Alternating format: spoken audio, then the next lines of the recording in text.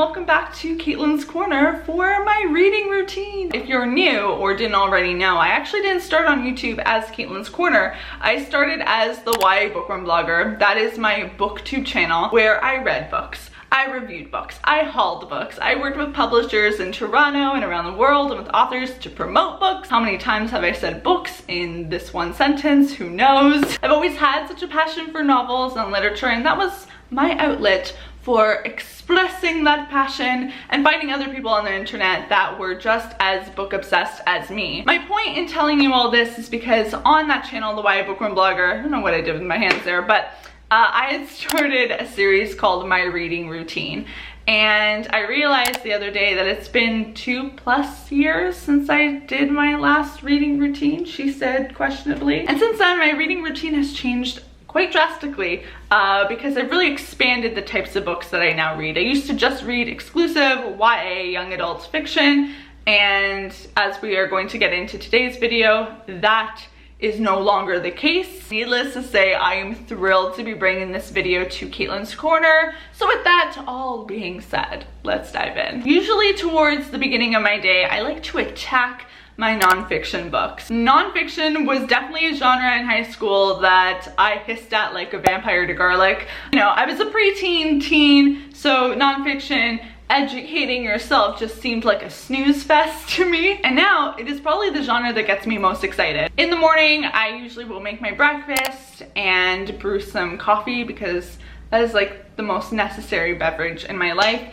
And I'll go to my desk and usually read a chapter or two. With nonfiction, I usually don't binge read because I find like these are types of books that you're getting thrown information, whether it's a self-help book or a business book. There's usually a lot packed into those pages. So I like to approach nonfiction reads with patience, and I try and consume little bits every day rather than trying to read an entire book in, you know, a matter of days. I love reading these books at the beginning of my day because I just feel like they really inspire and motivate me to have a meaningful day. Currently, I am reading You Are a Badass by Jen Sincero and The Gifts of Imperfection by Brené Brown. And while reading these books, I'll also have a highlighter or a pen in my hand to highlight or underline anything that really stands out to me. My high school self is almost cringing at the thought of highlighting a book, but I think for nonfiction it's very appropriate because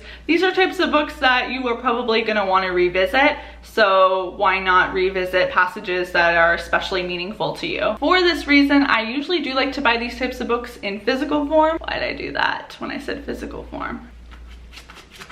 However, I will never say no to a good quality audiobook. I only recently became obsessed with audiobooks 6 months ago, and that is because I feel like I have more travel time in my day. So whether it's commuting via the train from my hometown to the city, or if I'm on the subway, or even walking, because in the city I tend to walk to a lot of places. There's just so much time that is wasted waiting to get to a destination. So I wanted to find a way to make that time valuable to me, and audiobooks just seem like a great way to do that. So I actually buy some business and self-help books via Audible. One of the ones that I just finished recently was Unshakable by Tony Robbins. I also read Almost Adulting by Arden Rose, a popular YouTuber here on YouTube.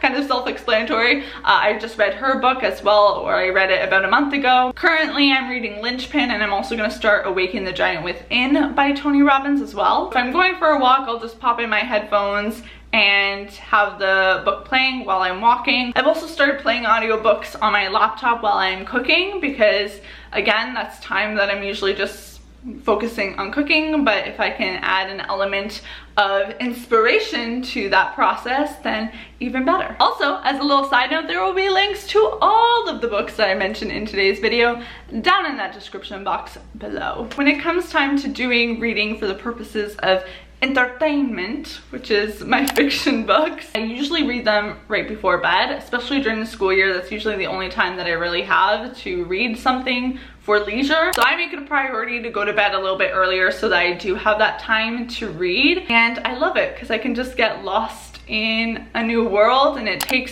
a great way to end the day because I feel like it shuts your brain off from the day you just had. So all your problems just get swept away and you can focus on someone else's problems. Sometimes all you need to do is see a fairy queen try and kill your main character to realize that your problems maybe aren't so bad. My favorite genre for years has been romance novels, because what's not to love about a good romance novel? I used to read more YA, but now I read a lot more new adult and adult novels. So for that reason, I buy a lot of those books via ebook. I have a Kindle e-reader that I love oh so dearly, and it's great because I can get books for cheaper, especially because adult books are quite pricey at the bookstore, so I save a little money there. Plus there's the added benefit of not having to show the world your cover with a topless male on it. Tends to be a theme for many adult romance novels. Currently I'm reading a novel called Holland St W by Lucy Score.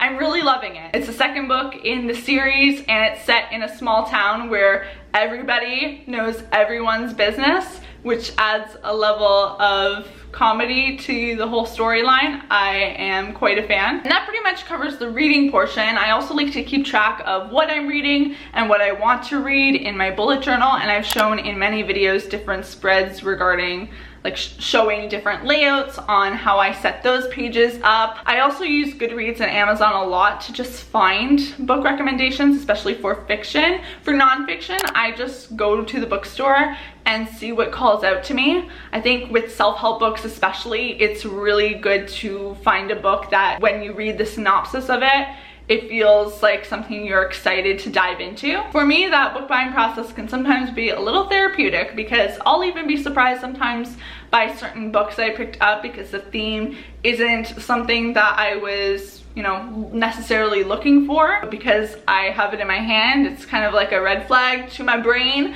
that, hey, subconsciously, I think you're aware of an area in your life that may need some work, so let's get working on it. You don't even have to buy the book in store. Sometimes I will like look for books in the bookstore, but I'll buy them online later just so that I can save some money, because books do get quite pricey. That is it for my updated reading routine. I hope you guys enjoyed it. If you did, be sure to give it a big thumbs up. Hit that subscribe button if you haven't already. Join the Caitlin Corner fam jam. And I'd love to hear in the comment section below, what is your numero uno favorite book? Whether it's nonfiction, fiction, audiobook, whatever it is, I'd love to hear it. I will see you all very soon with a new video, and until then, bye everyone.